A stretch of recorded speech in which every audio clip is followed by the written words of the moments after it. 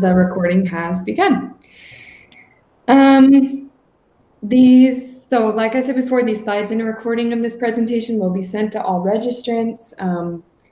If you do not wish to appear in the recording, you are welcome to turn off your video or microphone.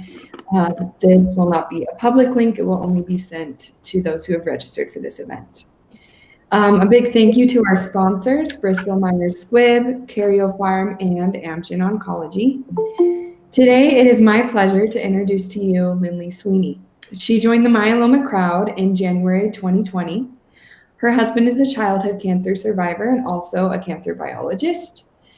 Finding a cure, better treatments, and balancing life through treatment is a huge passion of their family. She is also a mom of an energetic 4-year-old, marathon runner, and Ironman finisher. Fitness has been a huge part of her life, and she loves to share it with others. Today, we are discussing SMART goals, which is an acronym. We are so excited to have Lindley lead us in this discussion. A reminder to please mute your microphones, and if you would like, turn off your cameras during the presentation. After her presentation is over, we will have a question and answer session. You can ask questions throughout this session by going to the icon that's near the top right. It's like a circle and a square and a triangle, and it says activities. If you click on that button, you should be able to see the question and answers. If you click on question and answers, you should be able to ask your question there. At the end of Lindley's presentation, we will try to get to as many questions as possible and answer them. Again, as you've noticed, this is a Google Meet. We wanted this to be more of an interactive, relaxed feel of a meeting.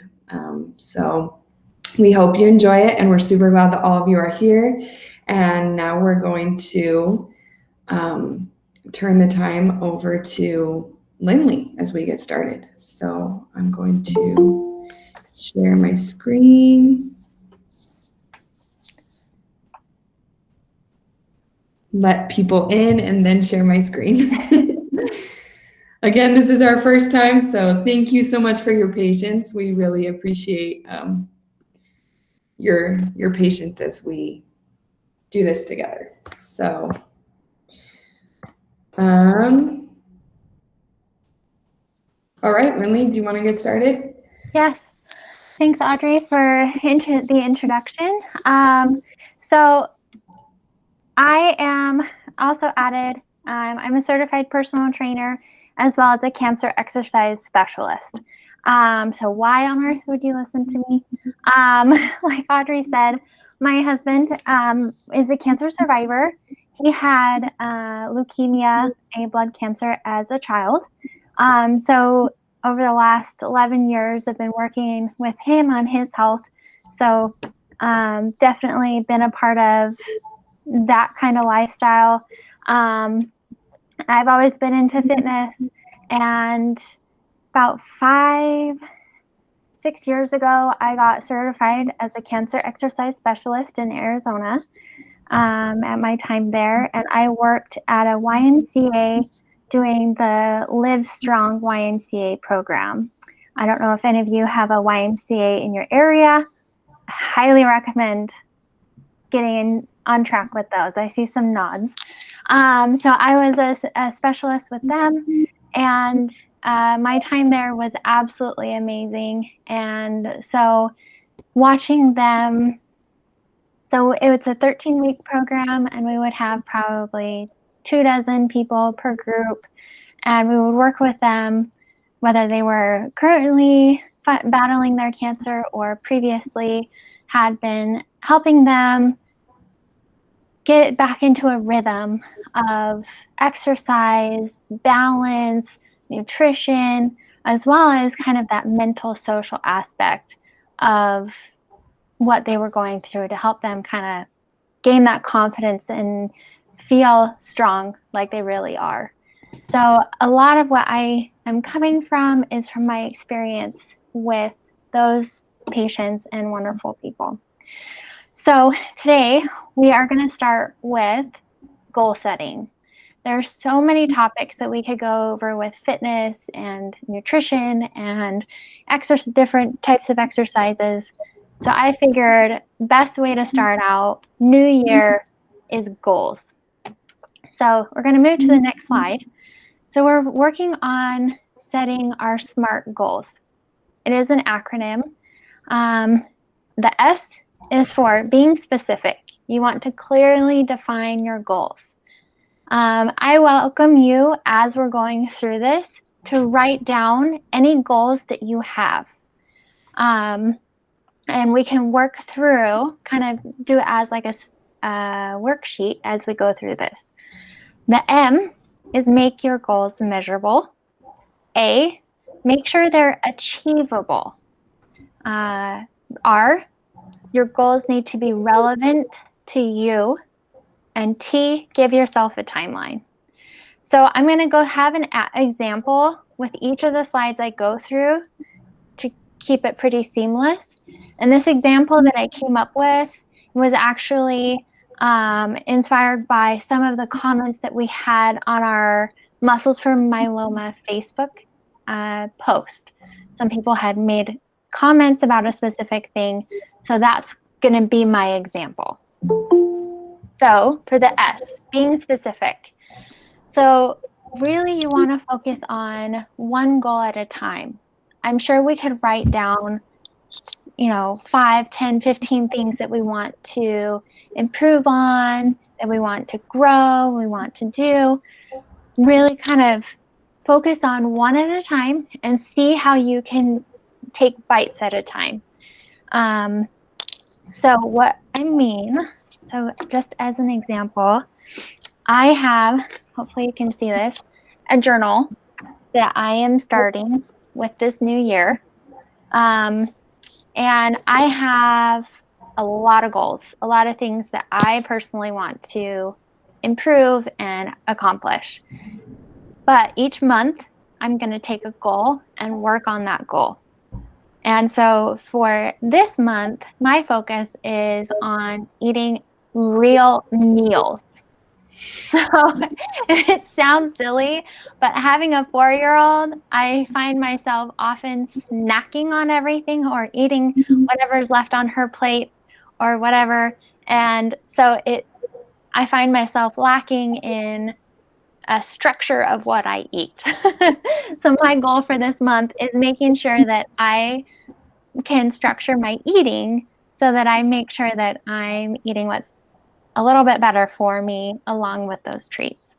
And drinking more water. So I have my trusty water bottle next to me always.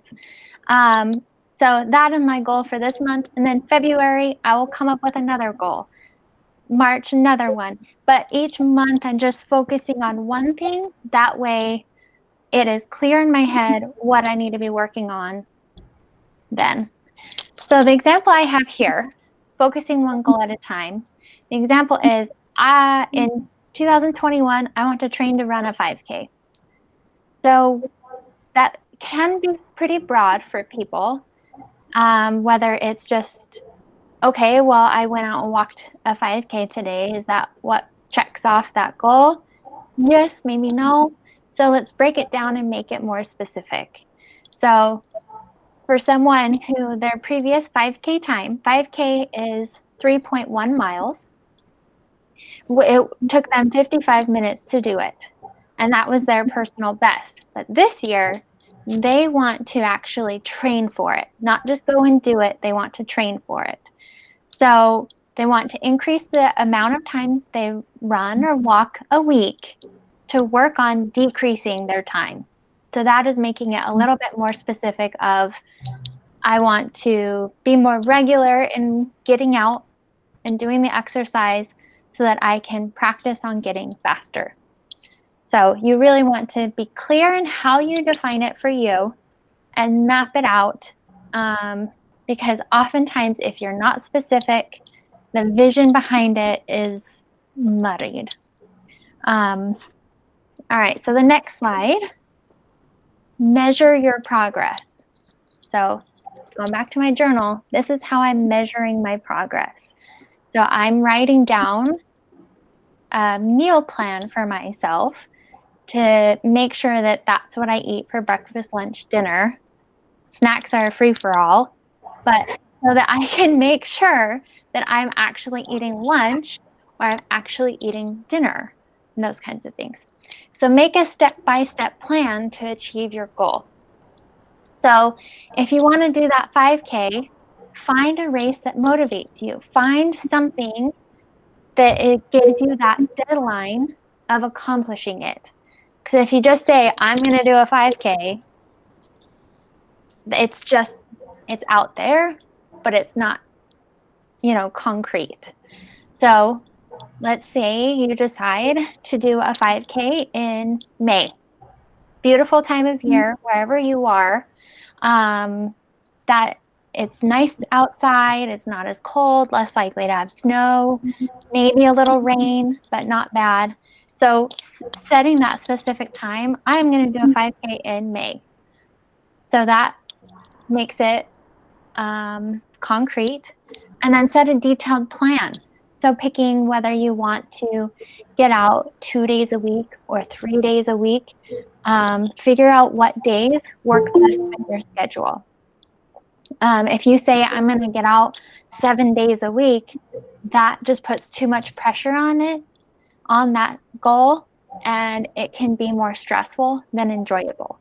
So you want to make sure that it is specific of how many days a week, but it's something that is easily attainable.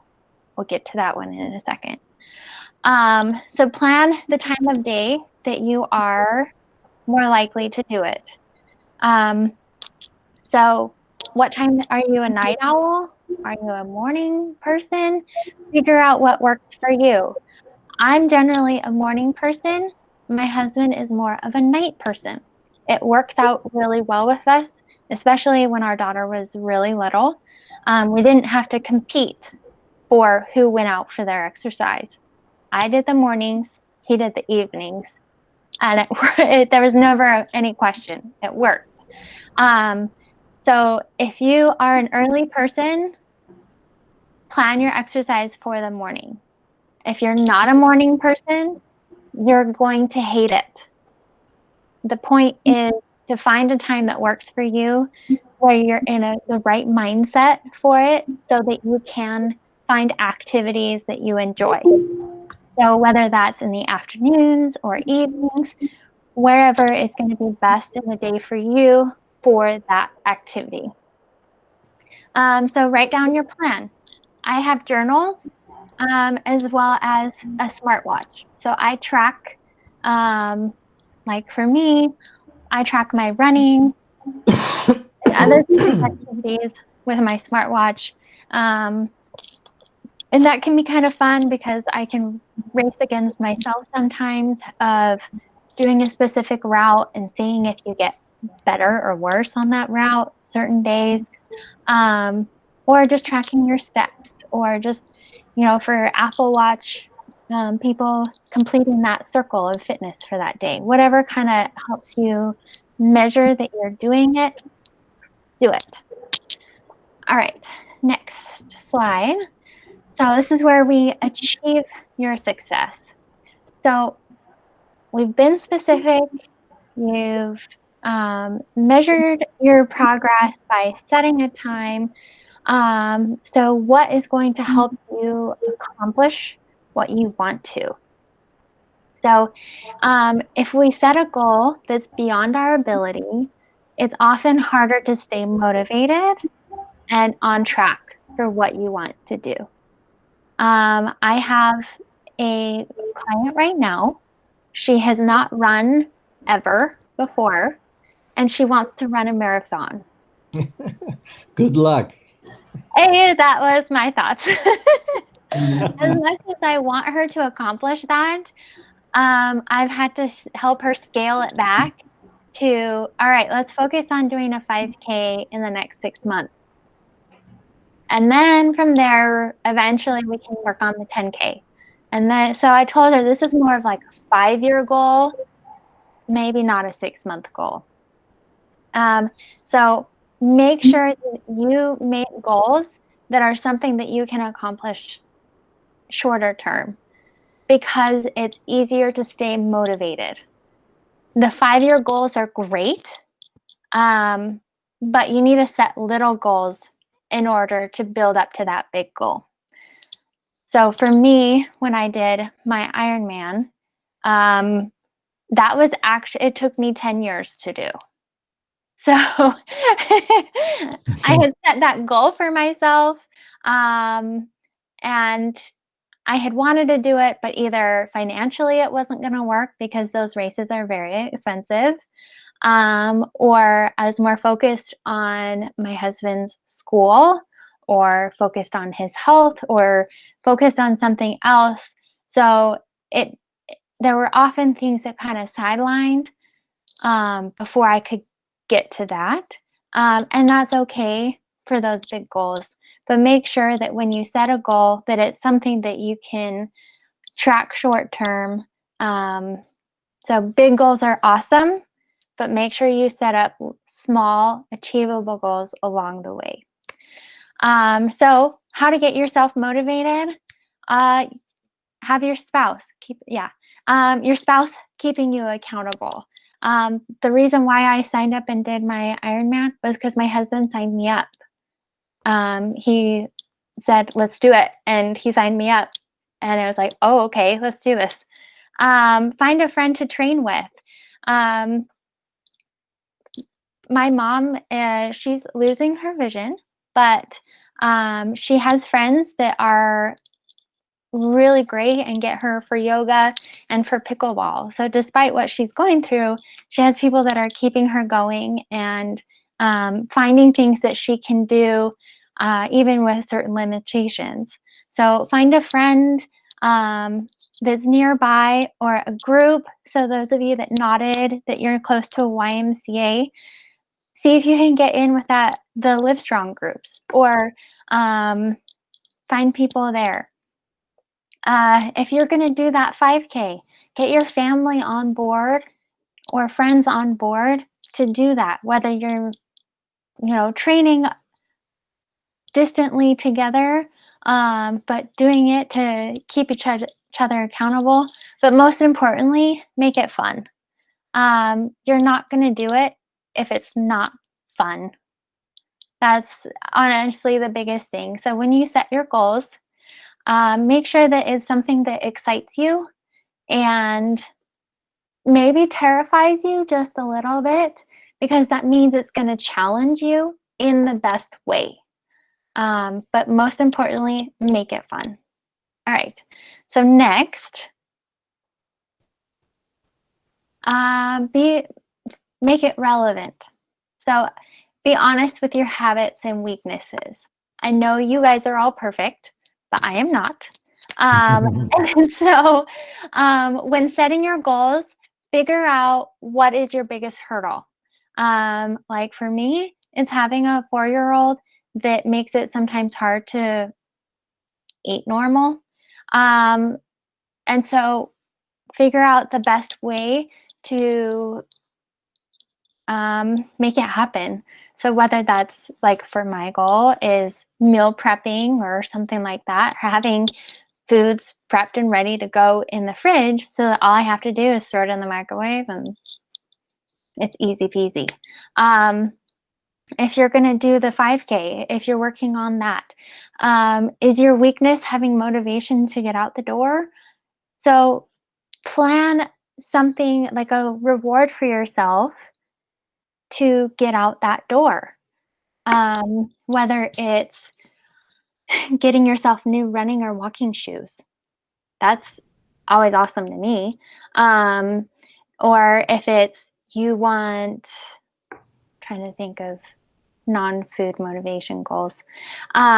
Whether it's ladies going for a manicure or a pedicure or getting your hair done, or something that's different as a reward, but that's not food, because we're not dogs. So we should not reward ourselves with treats like dogs. I say that because I have a dog. That's sometimes hard. Are you getting enough sleep? Are your sleep habits going to help you accomplish your goals? Is that your goal, to get more sleep? And so if that's your goal, how are you going to be able to get more sleep? Is that turning off your phone at a certain time of night? Is that having your partner or spouse, kick your butt to bed, something like that? Some nights I text my husband because he's still up working at 1 or 2 in the morning, and I text him saying it's time to come to bed. Because he's terrible with sleep. And I know that oftentimes when you're going through treatments or on new medications or things have been shifted a little bit, sleep can be really hard. Figure out ways, whether it's taking a hot bath before bed or going for a walk, if that helps calm you down, those kinds of things. And then most importantly, what is your why for making this goal happen? So is this goal that you're setting? So if it's a weight loss goal, what really is the motivation behind that? Is it just because you think you need to lose weight?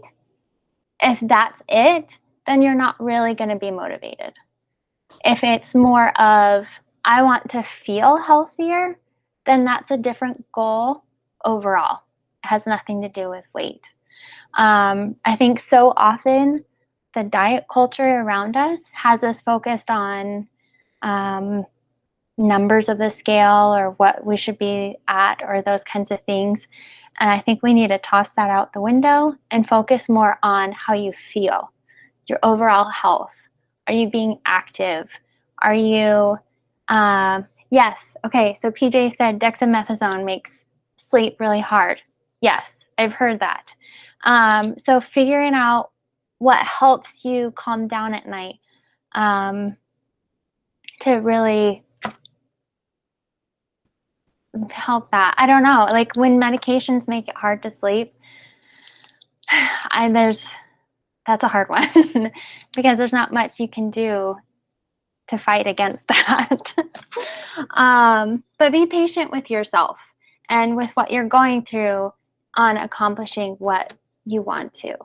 So goals spark your motivation. So if your goal excites you, then you're going to do it. So don't lose track of why you're doing it. Dreams without goals are just dreams.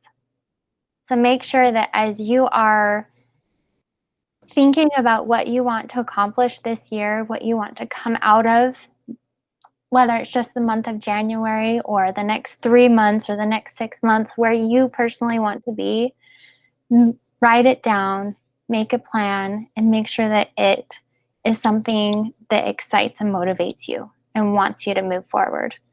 All right, so our last one, set a timeline. So part of being specific is giving yourself a realistic time frame.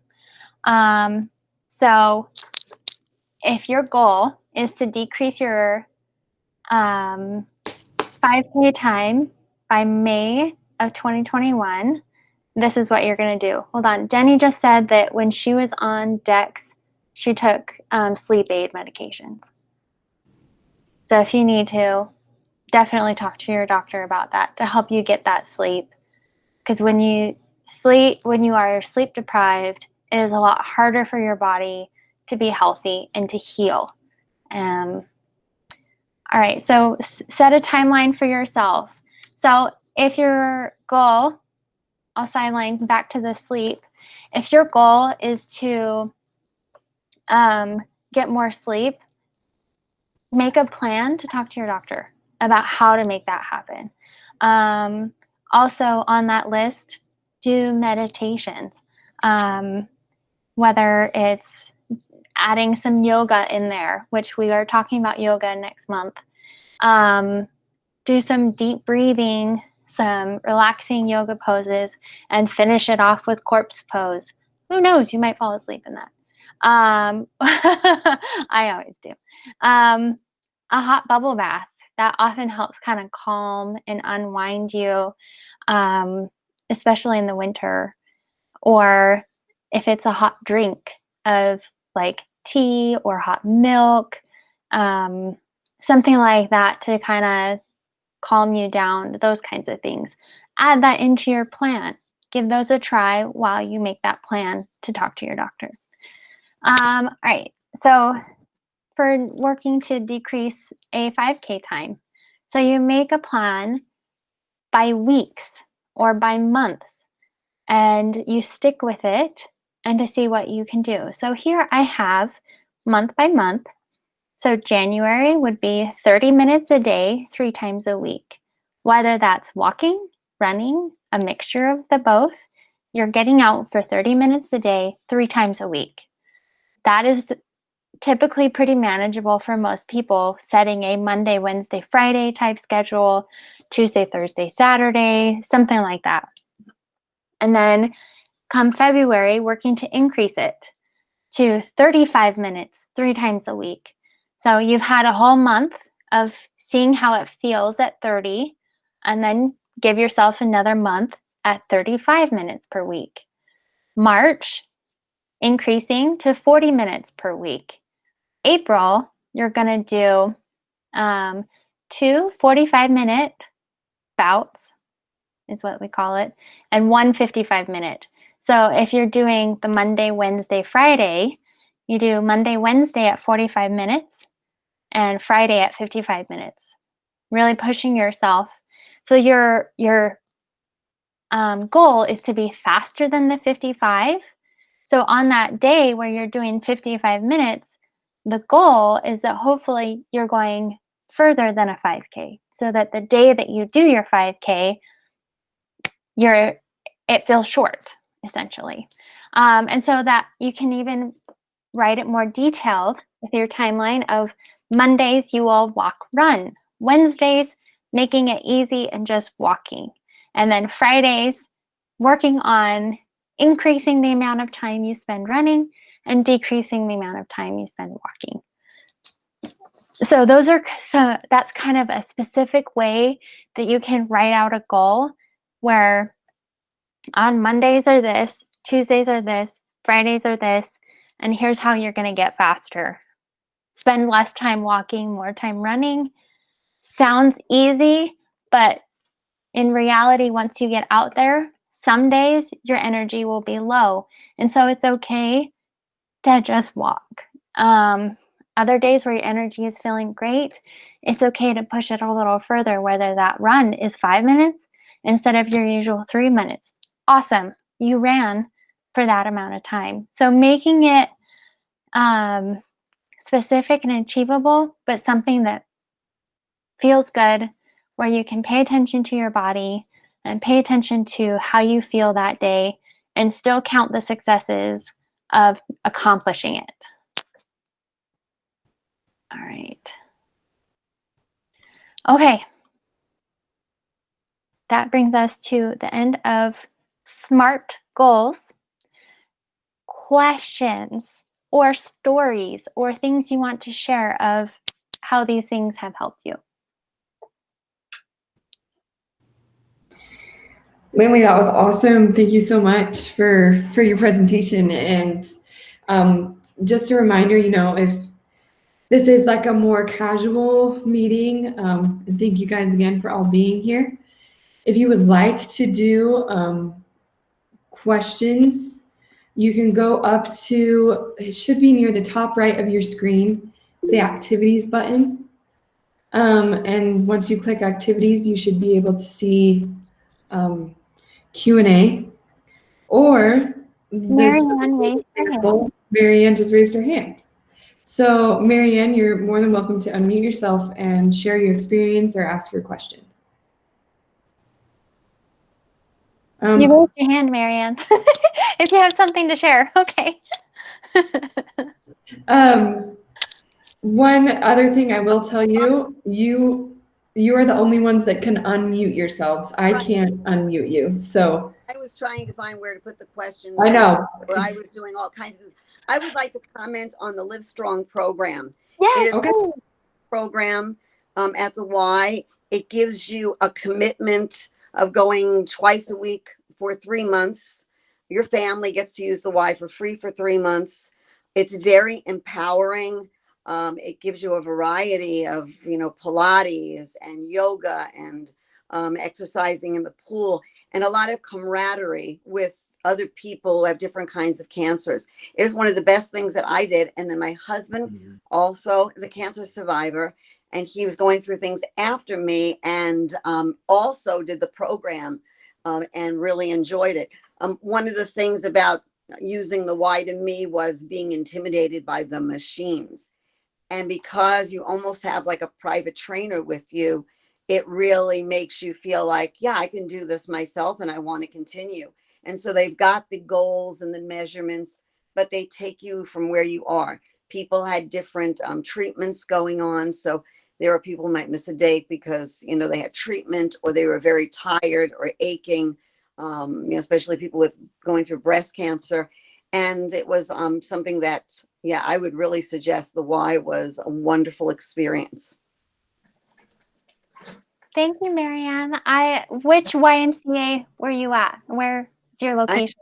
I'm in Grand Rapids, Michigan. Oh, cool.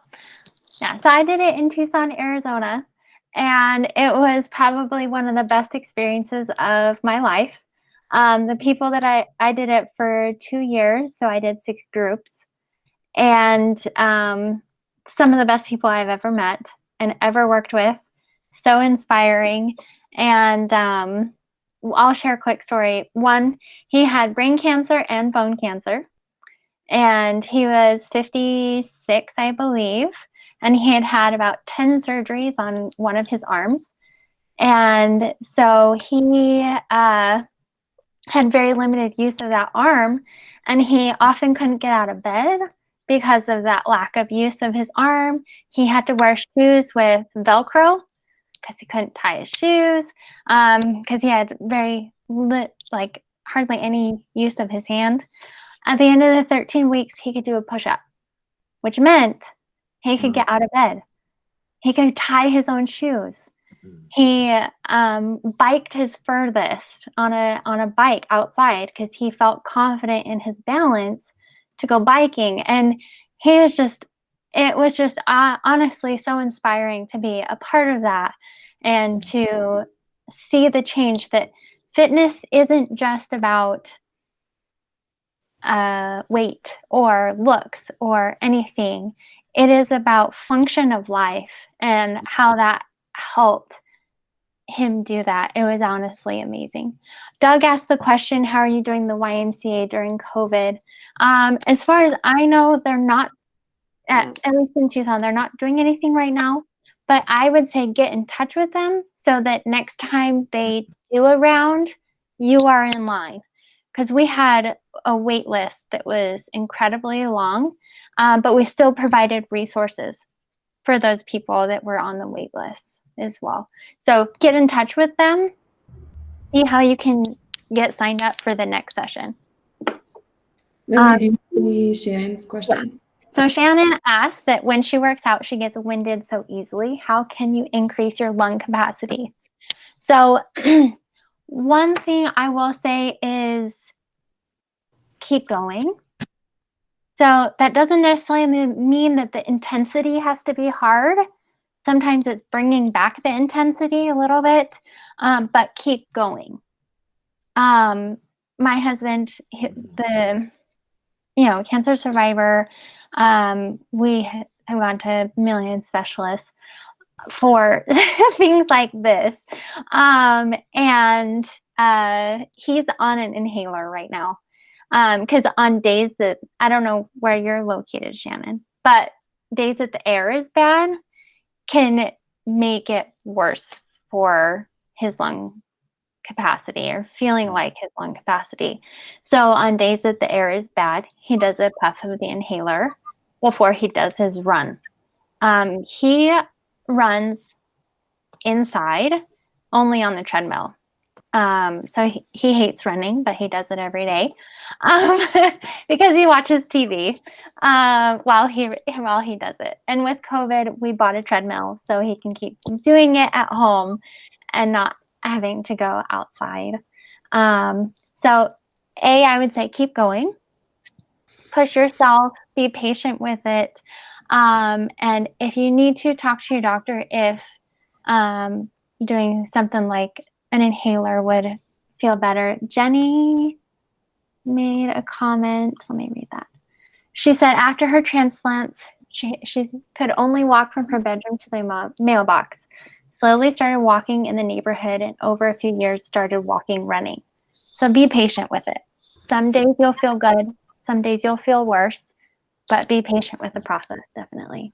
Okay, thank you. Yeah, you're welcome.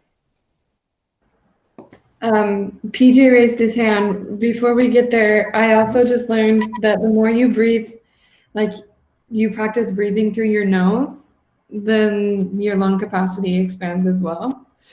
So I'm not a fitness, don't take my word for that. I'm just telling you something that my gym coach told me. I do teach that in yoga as well. Yeah. And So like yoga breathing. Yeah, even when you're just like sitting by yourself, just try to breathe through your nose is what he's told me, and like that helps your lung capacity. So PJ, take it from here. What would you like to share with us? Yeah, you know, I had been an avid, you know, gym goer for years, and of course now with COVID, can't go to the gym, and I was pretty bummed out about that. But I was able to get a workout space set up for myself in our garden shed, and you know, some equipment. But the breathing thing, you know, has been an issue. The chemo treatment that I'm on right now, you know, I just had my infusions yesterday. You know, one of the big side effects is being short of breath. So I find I do have to push myself. And, you know, my wife she's a big runner. We live in the mountains. We're at like 3,800 feet elevation. So I just walk with her, and, you know, we only did a mile, but the half a mile, we climbed 300 feet. So it's, I mean, a couple times I was just like, oh, I can't breathe. And, but you know, I guess what I tell myself now to get going is anything I do is better than nothing at all. You know, because sometimes when I feel this way, I just start to feel like, oh, what's the use? But you know, I'll talk myself into it, whether it's the walk or whether it's the weightlifting, and say, all right, I'm just going to do 15 minutes. And I convince myself to do that much. And then once I've done 15, I'm like, oh, I'm starting to feel okay. I'll go a little further. And it really, I have to say, it really has made a big positive difference for me. You know, I'm 62 now, and if I didn't make myself do this several times a week, I don't think I would be like bending over and tying my shoes, you know. So just an encouragement, you know, anything you start with is better than not doing it at all. I love that.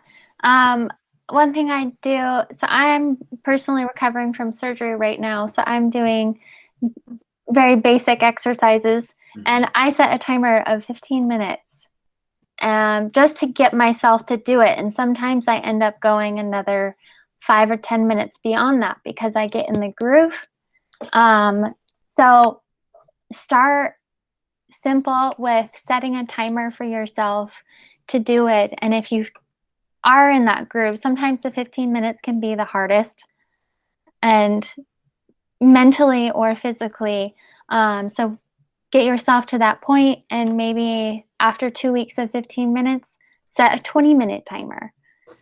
Give yourself those little goals to push yourself a little bit.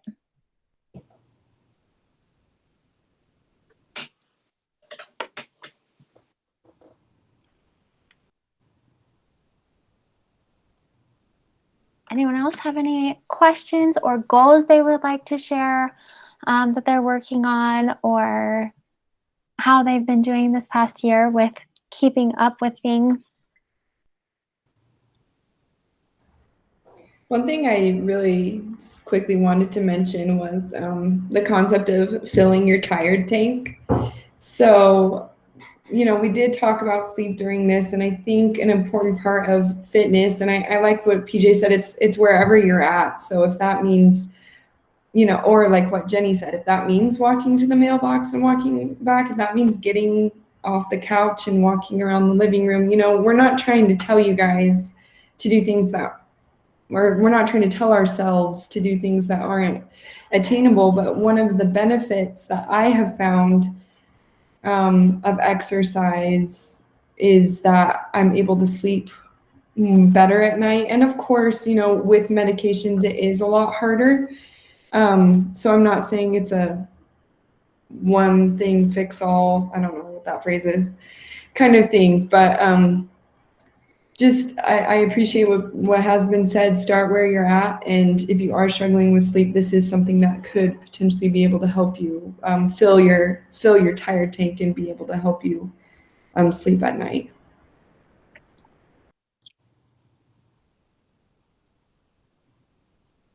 Is it Seville? You're on mute. Can you hear me now? Yes. Yeah. Wonderful. As Jenny said, after the stem cell transplant, I also had a hard time. And after the second one, I was feeling sorry for myself. And this led to being very slow on the recovery. So I lost a lot of back muscle, and my back is unstable anyway. So I do walks around 5 kilometers every day or every other day, but I need to stabilize my back, and a lot of the options are not options anymore. I'm not supposed to run. I'm not supposed to do many things. So I just want to ask maybe other fellow myeloma patients, what type of sports do you do, or exercises do you do? Even just regular yoga is a bit too much for me at the moment. I guess I will mute again. Have you done chair yoga? Actually, my myeloma coach just recommended that today. And Jenny wrote about swimming. Swimming has been the best solution for me. But I don't have a pool in my house, and all the public pools are closed at the moment. So, What about bicycle riding? Bicycle? I would like to do that, but at the moment I'm quite afraid of falling. So Stationary bike. Stationary. Maybe that's what I should do. I mean, yeah. It's very little strain on your back. The one with the sitting position, I guess. It doesn't matter, whichever one, sitting or reclining. Mm-hmm. I doesn't have a lot of. I have some back issues, and I find running is the worst thing, and walking is okay, but bicycling I find very, very little effect on my back at all. So Okay. PJ so raised his hand.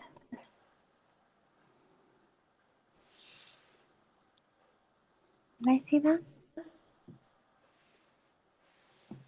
Marianne, were you going to say something? Yes. I like stationary bike. I don't put a timer. I use my podcast. I listen to a podcast that's about 30 minutes, and I get so involved listening that I don't walking like going on the treadmill. I don't like the treadmill looking seconds. And I can't read. I'm 4'10", so I can't read. The book's too high. So I find the podcast and AirPods I have really help on the bike and on the treadmill. And I can even just do 15 minutes on one and 15 on the other without looking at clocks and timers. So that seems to work. My issue is with the quarantine, it seems like my focus is all over the place and my motivation is shifted because I joined Planet Fitness, and 2 weeks later everything shut down. So that was not a good thing. I was doing strengthening exercises with curves. They closed. So all of those things just changed.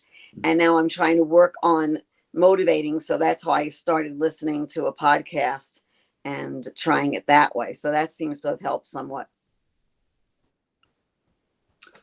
Yeah, I was just going to say, in response to several that I have a lot of severe degenerative disc disease, where my discs have all flattened out. And, when you look at scans of my back, you would think I should have a lot of back pain and difficulty.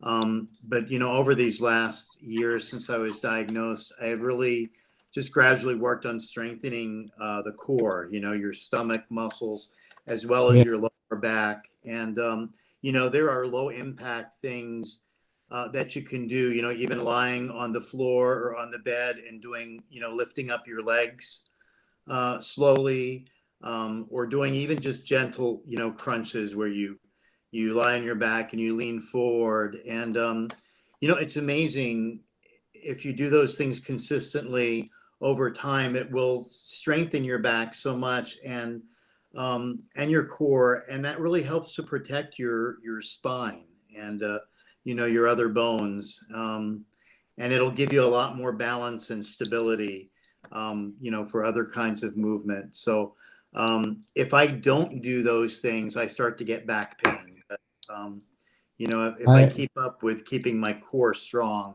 it has made a huge difference. I also do yoga for back, lower back pain, or the back. Specific yoga YouTube. I find them on YouTube.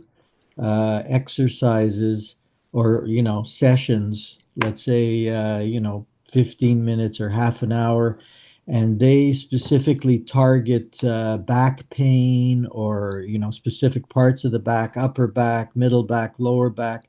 And those things help a lot with back pain and stuff like that. And what PJ was saying about stomach exercises, or the core, those, when you strengthen your stomach, your stomach is, and your core is what support your back. So when you have like a really strong stomach muscles, that's what supports your back, and that helps a lot with back pain, or stuff like that. It's the opposing muscles. So you want to, like, if your chest is weak, you want to strengthen your back, and just the opposite. If your back is weak, you want to strengthen your core. And Mhm. something simple that you can do, everyone can do right now, sitting up in your chair, think of bringing your belly button to your spine. Yes. Really engage that core, and you Mhm. can breathe through it and then kind of release.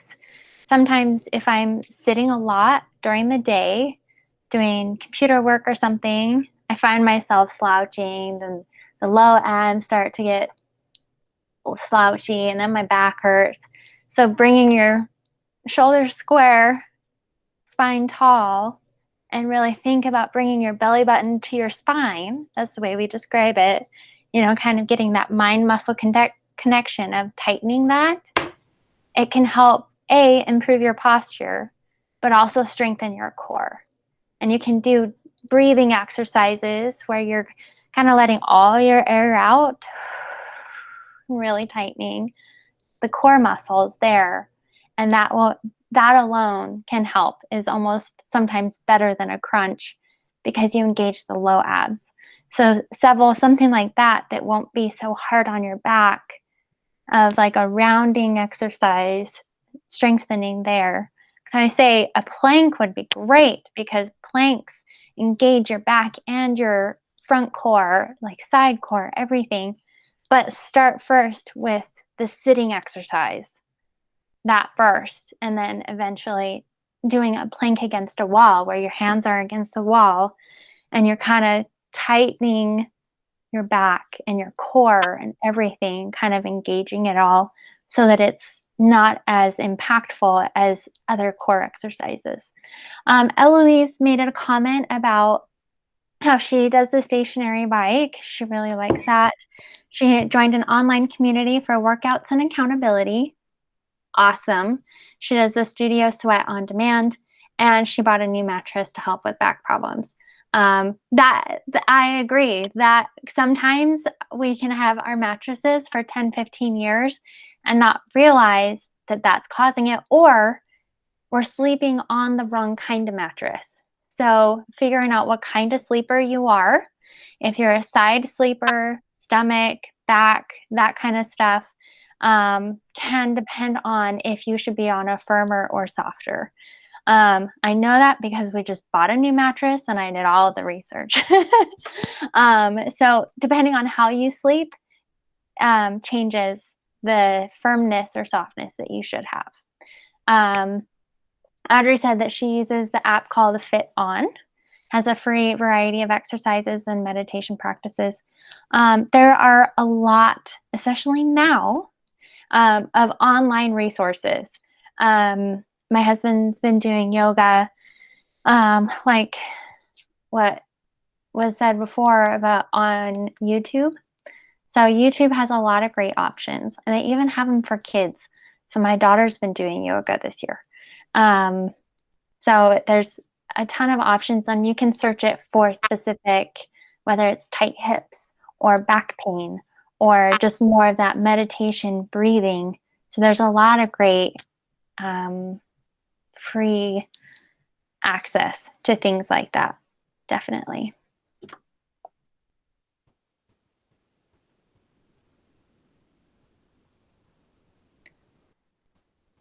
All right.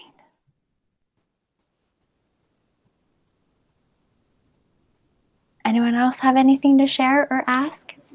Shannon did share in the question and answer section. She said that she loves Adrian's yoga YouTube channel. There's lots of options, and Yoga by Adrian. Yep. Yeah, that's what She's I use. giving thumbs up. I use that too. She's got so many different kinds, like dozens and dozens of for so many specific things. That's who I use too. Yoga by Adrian. Yeah, she's great, and she's not like super crunchy, so it kind of feels like accessible to everybody. Yes. Little crunchy, not a lot. Yeah. Yeah, true. I was going to ask a question. Is the organization looking at bringing back some of that the MindSpring, I don't know, competitions, whatever we call it? Is that going to be part of this, or maybe adapted in some way? Yeah, so we'll do the Move Spring. We'll do one in, is it March? March, and then September, we'll do the challenges. But we will each month is going to be a little bit different. So some months we will actually do a class together, whether it's me or an associate of mine are going to teach a class. I am getting a friend to come and do some Qigong, and we'll do some yoga, and so some different variety of exercises that we can learn together. And then we'll add some challenges in there, but Move Spring, yes, we will be doing it twice this year, month-long Move Spring events with the challenges and prizes. Yeah. So we have some fun things in store.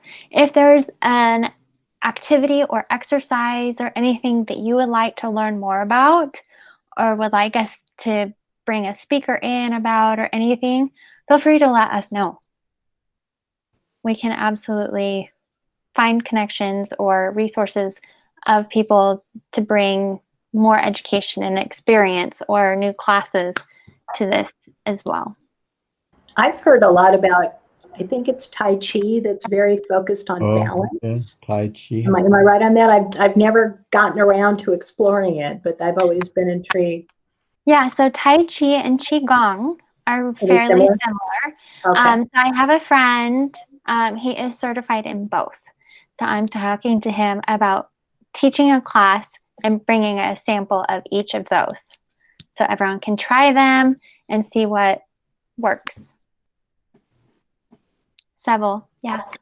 Yeah, Mayo Clinic has a cancer-specific Tai Chi videos on their website, and when I could barely walk last year, I used these videos because they really did help me gain my balance again. So Tai Chi was very, very helpful in that respect. I was afraid of falling the whole time. So I don't have that fear anymore. I don't think it would help me very much at this point, but last year it was very, very useful. Awesome. Another great resource. One question that I had for you guys as well, just as we start launching and creating these chapters, is this a good time for you guys, like time of day? Or would it be better like during a lunch hour period? Or is it better like near the evening? I don't personally, I don't mind the evening. Okay. I don't know about the other people, but well, I it's saw some nods with 1 evening. a.m. for me, but I'm in another country, so you don't have to Oh. worry about me. Where are you? I'm in Germany. oh, Thank you for attending. Yeah, see how special you are for me. Wow. You're amazing. Yeah. guten Tag. Guten Tag. Yeah, I usually sleep at 10 p.m. So this is very special. Oh my goodness. Well, thank you for joining us and staying awake. Thank you. Thank you. Really. These will be recorded in the future if you ever think it's not worth it to stay up that late. Yeah, you can always register and then watch it later if you fall asleep. Will do. Thank you. Well, wonderful. Do we have any last minute questions or comments before we finish? No, this was great. Thank you. Thank you. Thank you very much. So, Very informative. yeah. Yeah. Well, thank you all for your participation as well. That's what makes these amazing.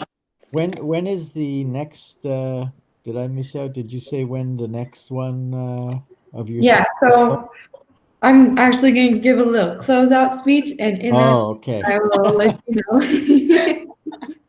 I feel so professional because I prepared for this. All right, everyone. Thank you. Thank you again for attending and for participating today. This was honestly so awesome. Lindley and I are always a little nervous, before we launch something like this, but Lindley did an amazing job. Thank you, Lindley, for your information that you provided, and thank you sincerely to all for being here and for taking the time. I want to remind you guys to visit. You. Thank you. I wanted to remind you guys, it will be in the slides that will be sent to you tomorrow, but if you want to visit www.myelomacrowd.org/chapters, you'll be able to explore other chapters like this one that you can subscribe to if they are interesting to you. So I just wanted to give you an example of what some of those events are within those chapters. So for example, next week we have something called Tracking Your Myeloma through HealthTree. HealthTree is HealthTree Cure Hub is a product that the Myeloma Crowd has for those with myeloma to track their myeloma. We have a newly diagnosed, that's on January 20th. We have the newly diagnosed patient chapter that launches on January 21st. Newly diagnosed could be anything from yesterday to a year before. Then we have the Selinexor support group on January 27th. That is for anybody that is taking the drug Selinexor to give them information, support, and things like that. That's on the 27th. And then we have a plasma cell leukemia chapter on the 28th. So if you or somebody that you know has plasma cell leukemia, that will be one of our events. We also have nutrition. I think I mentioned the nutrition and wellness chapter on the 26th. So anyway, just lots of exciting events coming up. Our next Fitness for Myeloma event. So this chapter, our next event will be on the 3rd. And as Lindley mentioned, we will be discussing yoga. February 3rd? February 3rd, yeah. So we're going to try to do these every first, what is today? Wednesday? Wednesday. every first Wednesday at this same time, which is 5 p.m. Mountain Time. We are going to try to do these every first Wednesday of the month. So we'll have 12 sessions this year, hopefully. Another big thank you to our sponsors, Bristol Myers Squibb, Karyopharm, and Amgen Oncology. My name is Audrey Burton-Bethke. I am the Community Director at the Myeloma Crowd, and I hope to see you next time. A big thank you sincerely to all of you, and we hope you have a very good night, and see you next time. Thank you. Thanks very much. Thank you very much. Thank you, guys. Take care. Bye. Bye.